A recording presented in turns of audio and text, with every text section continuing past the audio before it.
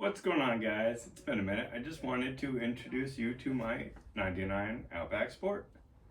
Bought it, I want to say I bought it in January.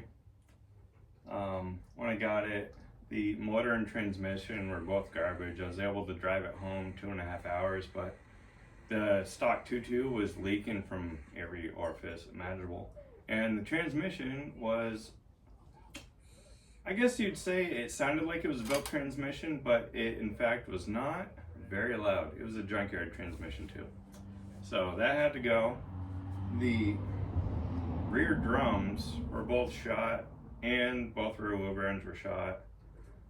So obviously the best idea was to swap it. So I did.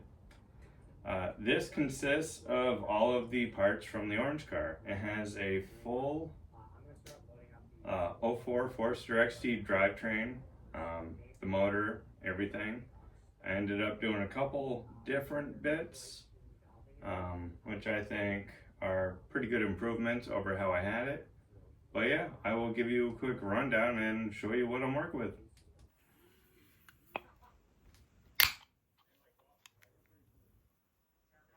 Alright guys, what we have here is, like I said, a 99 Outback Sport two-tone. It's in fairly decent shape. Just got rear quarter issues on the passenger side, which I do have Subaru Saver panels for. But on this, the motor itself, again, pretty stock. It's got the stock Forester XT injectors, which are the same as STI. I got the VF39 tucked behind there. Ended up going with a front mount kit. It's got a Vibrant intercooler core with a eBay piping, which fits pretty well for the build. Ended up going with Tomei turbo inlet. I have a few eye-wire bits to just make it fit, you know, as it should be. I went with a CSF black radiator to negate some cooling issues that I did have. This is the second motor for this swap though.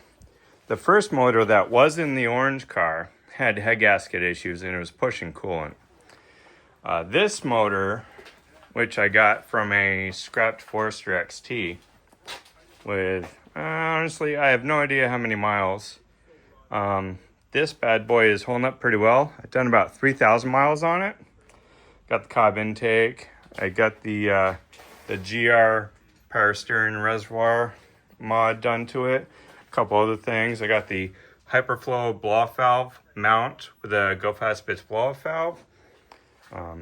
Obviously, it all fits pretty well. Ended up going with the Mishimoto fan setup also. So this motor has zero cooling issues whatsoever.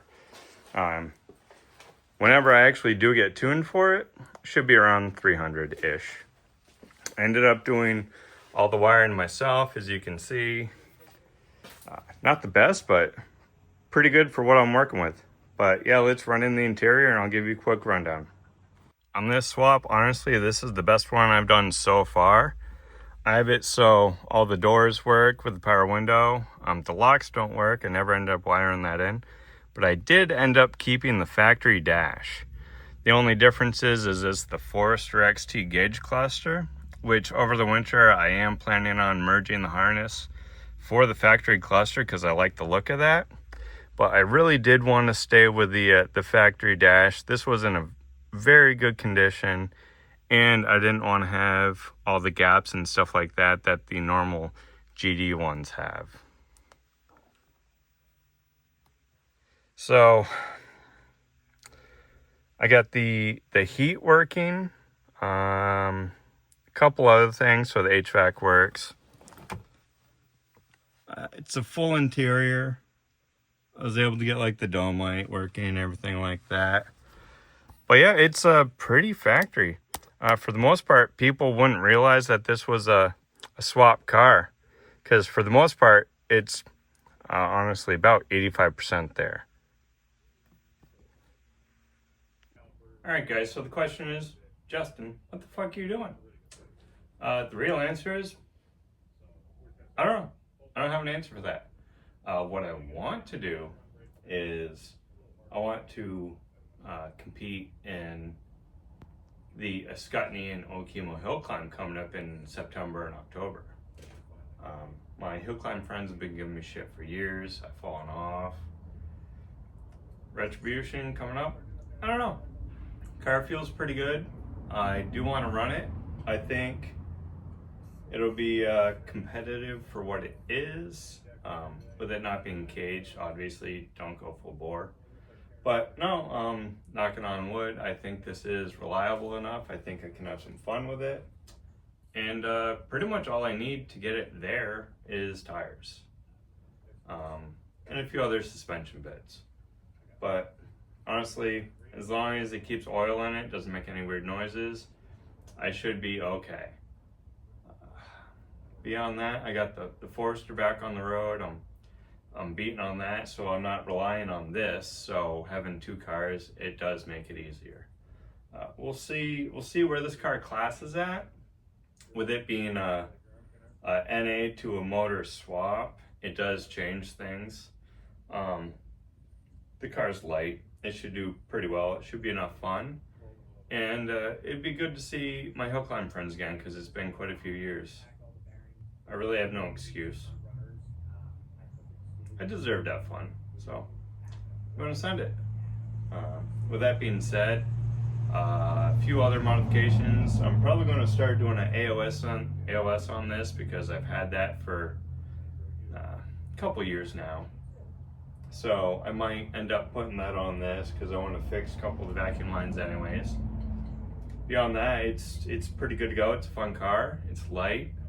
It scoots, makes all the fun noises, and should be competitive for the most part. But we'll see how that goes. I'll update you guys when that comes around. If anyone has any questions on the build, it's a pretty straightforward swap. I just took, so I did everything. Cross members, fuel tank, everything was dropped from this, swapped out.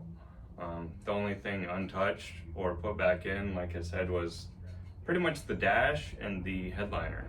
Everything else has been modified one way or another.